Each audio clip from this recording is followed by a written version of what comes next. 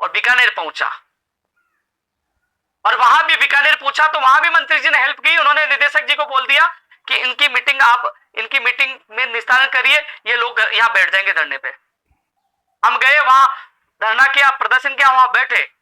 जब निदेशक जी से मुलाकात हुई, निदेशक जी ने कहा कि हमारे पास मैसेज था आप लोग आओगे, मैंने एक दिन पहले ही बीकानेर से टीम जयपुर भेज दी है।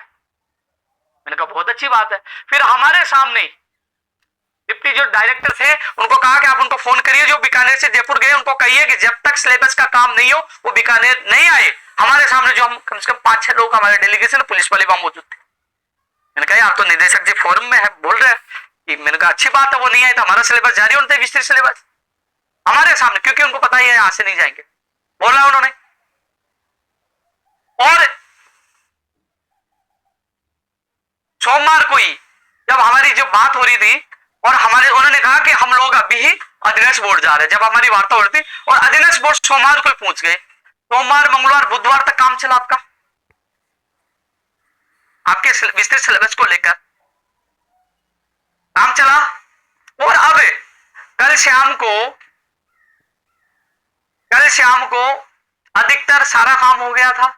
जब मैं सुबह 3 तारीख को जब चेयरमैन साहब से मिला, क्योंकि वहां ऑडिटोरियम में जो कृषि युवा संवाद कार्यक्रम था, मैं वहां गया था। मैंने कहा चेयरमैन साहब से मुलाकात कर लेता हूँ।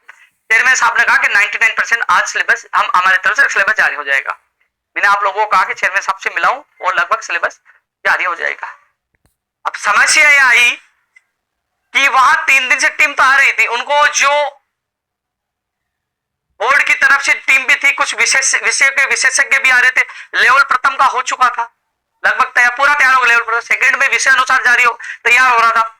बोर्ड की तरफ से जितनी हेल्प थी वो कर दी, लेकिन समस्या आई कि जो सिंधी का और पंजाबी का, मुझे ये भी पता है सिंधी और पंजाबी का, और जो सिंधी और पंजाबी जो और भी विषय हैं उनका उन्होंने और जिलों से जो इस भाषा के अच्छे ज्ञाता है उनसे ये विस्तृत सिलेबस तैयार करवाया था। उन्होंने कहा कि पहले यह था कि यहाँ के विशेषज्ञ तैयार कर देंगे, लेकिन वो नहीं आ पाए। अब नहीं आ पाए तो उन्होंने अन्य जिलों में वो विस्तृत सिलेबस के लिए तैयार करवाया, उनको भेजा गया। उन्होंने कहा वो टीम वापस लौट चुकी है। और मैं आपको अच्छी बात बता दूं कि अन्य जिलों में जैसे गंगानगर से आपने पंजाबी का करवाया, ठीक है, सिंधी का करवाया, तो वो विस्तृत सिलेबस जो उनको तैयार करने के लिए दिया गया था वो भी बीकानेर आज रिपोर्ट वो भी चली गई है। अब आप कह रहे हैं कि यार कल जारी क्यों नहीं हुआ? भैया ये क्या आ गया, ये पीछे ये कहां से चालू हो गया? इससे बोले सिलेबस जारी क्यों नहीं हुआ, आज जारी होने वाला था। अरे भाई अचानक दिक्कत, आप सवाल उठाओगे नहीं ये तो सिलेबस खराब आ गया, ये गड़बड़ी, यार वो देखते हैं। अब उसको कल पुटअप करेंगे, उसको एक बार जांचेंगे, देखेंगे। जारी करने से पहले जिम्मेदारी उनकी बनती है, वो उसके बाद जारी करें। अब कह रहे हैं कि कब जारी होगा? भैया इससे ज्यादा मैं कुछ नहीं कर सकता भाई। जयपुर से बीकानेर भी गया हूं, वहां लड़ा हूं, बैठा हूं, मंत्री के कितने चक्कर काटा हूं, आपका घटना स्तर कम करवाया, जी के जोड़ा एसीएस के चक्कर काटा है, कल चेयरमैन से मिला हूं। और अब मेरी लगातार निदेशक मोदी जी कह रहे कि भाई जी आप इतना फोन क्यों करते हो, क्यों परेशान करते हो? नाराज चल गए, वो नाराज हो गए मेरे से कि हम जारी कर रहे हैं, इतना प्रेशर मत बनाओ। लेकिन फिर भी निदेशक जी ने हमारे सामने ही बोला कि आप जयपुर से बीकानेर तभी आना जब काम होने, उनका काम हो गया तब गए, क्योंकि वो सिंधी और जो पंजाबी वाला मामला था वो अन्य जिले से कराया, यहाँ विशेषज्ञ नहीं मिल पाया, वहां से उन्होंने करवाया। और वो बाहर उनके बीकानेर पहुंच चुके हैं, वो भी जो और विषय जो रह गए थे उनका पहुंच चुके हैं। अब एक बार उसको जांचेंगे क्योंकि कोई भी गड़बड़ी ना हो, और फिर वो वहां से बीकानेर निदेशालय से आपका विस्तृत सिलेबस जारी होगा। अब कब जारी होगा भैया? अब 1-2 दिन, मान लीजिए कल परसों हो जाए, और कल परसों में नहीं है तो सोमवार मंगलवार तक। तो आपने इतने महीने इंतजार कर लिया, आप बताइए। हम 1 तारीख को पूछे और 1 तारीख को हम जाके बैठ गए, तो 1, 2, 3 और 4 दिन है ना, 4 दिन हुए ना, तो 4 दिन और लग जाए। मान लो आशा है कि कल मान लो जांच करके पुटअप हो गए तो 1-2 दिन में जारी कर दे, नहीं करे तो सोमवार मंगलवार बुधवार तक भी चले, अगले वीक तक भी चले जाए। यार हमने देखो, आप बताइए कि हम वहां जाके प्रेशर बना रहे, तो आप जो साथी गए उनको बहुत बहुत धन्यवाद। उस जो साथी गए 5-6 लोग पूछे थे सिलेबस वाले, वो सूची जारी करवाने सबसे ज्यादा थे, कुछ 10-15-20 लोग थे वो विषय शिक्षा वाले, इसलिए वो भीड़ हो गई, नहीं आए। फिर भी प्राथमिक आप मांग रखिए और आप परिणाम मिलने वाले वो भी आप लोगों को संघर्ष। इतनी स्टोरी आप इसलिए बता रहा हूँ, कुछ सवाल उठाते हैं कब आएगा कब आएगा, आपने कहा आ जाएगा, आपने कहा फिर क्यों नहीं आए। अरे भाई परिस्थितियां बदल गई, विशेषज्ञ नहीं मिला तो उन्होंने दूसरे जिले से बना दिया, एक दिन लेट हो गया 2 दिन लेट हो गया, आपने इतने महीने इंतजार किए 2-4 दिन इंतजार नहीं कर सकते। आप कभी घर से निकल के चक्कर काटना मंत्री जी का, कभी निदेशालय चक्कर काटना और वहां एसीएस शिक्षा आप जाना मिलना, फिर पता चलेगा कि कहाँ कितनी देर खड़ा रहना पड़ता है, मिलना पड़ता है, क्या क्या इंतजार करना, कितना भागना पड़ता है, तब एहसास होगा। इतनी भाग दौड़ के बाद ये काम हो पाया, तो कम से कम संयम रखिए। दुख इसलिए होता है कमेंट करते नहीं आपने झूठ बोला, अरे झूठ थोड़ी बोल रहा हूँ यार, जो मैं कहता हूँ ना वो चीजें आप पता कर लिया करो जाके। ये वीडियो होता है ना, उसको ले साहब ये ओपिनियन दो, ये वीडियो ये बोल रहा है, ये रिकॉर्ड होता है, ये ऑनलाइन रहता है, आपको पता है। इसलिए आप थोड़ा सा संयम रखिए। इस वीक में पूरी संभावना नहीं हो तो अगले वीक में, क्योंकि मान लो कोई अब उन्होंने तैयार किया है, जारी कर रहे हैं, तो शायद उसमें कुछ गड़बड़ी नहीं हो, कुछ गलतियां ना हो, तो जांच करवा रहे हैं, उसमें 1-2 दिन एक्स्ट्रा भी ले लेते हो, तो इसलिए भोकला अपने जैसे घबराना नहीं चाहिए क्या हुआ क्यों नहीं आया। तो थोड़ा सा आप संयम रखना, आप टीचर बनने जा रहे हैं, आपसे मैं निवेदन संयम रखो। लेकिन एक चीज मैं आपको बता दूं, एसएसटी वालों को बहुत ज्यादा फायदा है, 60 क्वेश्चन तो आएंगे, इसलिए एसएसटी के विषय में भी कई जीके के क्वेश्चन आएंगे।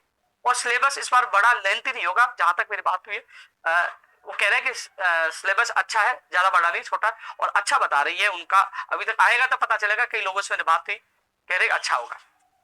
सिलेबस को लेकर बहुत लंबी चर्चा होगी, लेकिन जो भी स्थिति होगी मैं आप लोगों को बता दूंगा, क्योंकि भूमि भी आंसू आएंगे, रोने लग जाओगे, कहोगे ये मेरी स्टोरी है, ये मेरे दर्द की कहानी है।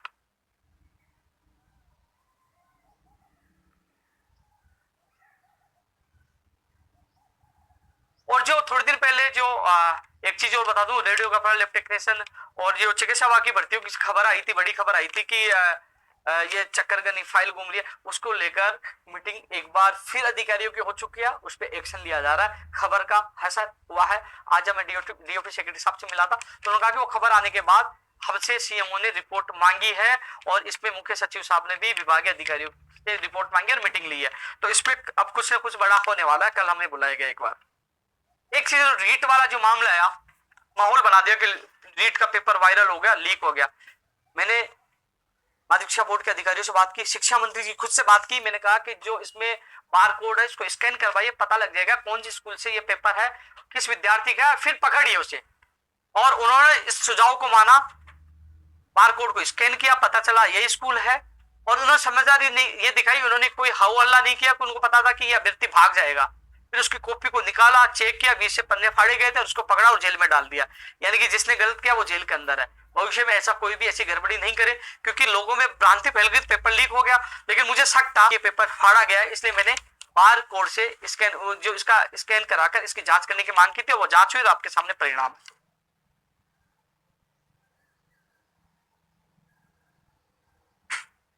संस्कृत विभाग में रीट लेवल 1 में पद बढ़ाने के लिए वर्तमान में भास्कर जी हैं जो निदेशक जी हैं, उसकी मुलाकात की, तमाम लोग मेरे साथ थे। तो आरटीआई की सूचना थी, उसमें पद बहुत ज्यादा थे, दूसरी आरटीआई की सूची में पद नहीं बता रहे।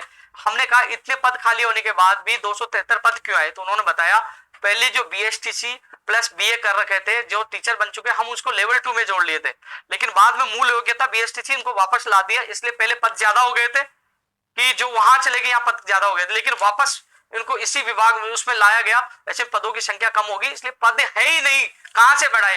पूरी छानबीन की गई हमारे आपके, इसलिए वो पद नहीं बढ़ रहे। वो कह रहे ज्यादा 20-25 पद बढ़ सकते हैं, और ज्यादा पद नहीं बढ़ सकते, और आने वाली भर्ती में भी 200-300 पदों से ज्यादा नहीं आएंगे। वो भी कह रहे हैं 200-300, अभी तो आंकड़े फिक्स नहीं बताए, नहीं आएंगे 2022 में भी, लेकिन ज्यादा पद नहीं बढ़ सकते। लेकिन उन्होंने कहा कि लेवल 2 में पद बहुत ज्यादा है, 1500 से ज्यादा पद है, 1500 में 50 में कितने 15 ज्यादा पद है, उसमें भी गणित विज्ञान के ज्यादा पद बता रहे, 700-800 करीब गणित विज्ञान के पद बता रहे, और 1500 से ज्यादा पद बता रहे हैं लेवल 2 में। सबसे ज्यादा गणित विज्ञान के, उसके बाद संस्कृत के पद है, फिर एसएसटी के और वो हिंदी के, लेकिन सबसे ज्यादा बता रहे हैं। जो रीट की बाद जो अब शिक्षक भर्ती की एग्जाम होगी, उसके बाद उसमें उस विज्ञप्ति में ये पद आएंगे, ये कहा उन्होंने। कृषि के जो भूपेंद्र और कई लोग समझ, कृषि के जो तमाम विषय को शामिल करने वाला मामला अभी चल रहा है। अब कह रहे रीट में नॉर्मलाइजेशन की मांग उठाई है। मैं इस पे चुप क्यों, मैं आपको बता दूं दोस्तों कि पटवारी में नॉर्मलाइजेशन हुआ। क्या हुआ कि कई लोगों के 15-20 नंबर थे, उनका नंबर नहीं आया, वो बाहर हो गए। 2 पक्ष हो गए, एक कह रहा हमारा साथ दो, एक हमारा साथ। यही मैं कहूंगा नॉर्मलाइजेशन करो, जिसके नंबर 90 आ रहे 500 फेल हो गया, मुझे गालियां देगा। मुझे पता है 23 तारीख को कठिन पेपर आया था, लेकिन मैं किसका साथ दूंगा बताओ। दो मेरे पास फोन आ रहे हैं कहीं कि नॉर्मलाइजेशन नहीं होना चाहिए, हम मारे जाएंगे, हमारे नंबर कम हो जाएंगे। कुछ कह रहा है कि नॉर्मलाइजेशन होना चाहिए। दो पक्ष से लड़ो आप, एक का पक्ष बोलता गाली मैं सुनो। हाथ जोड़ता हूँ, जो बोर्ड करेगा वो माने होगा, मैं नहीं बोल सकता।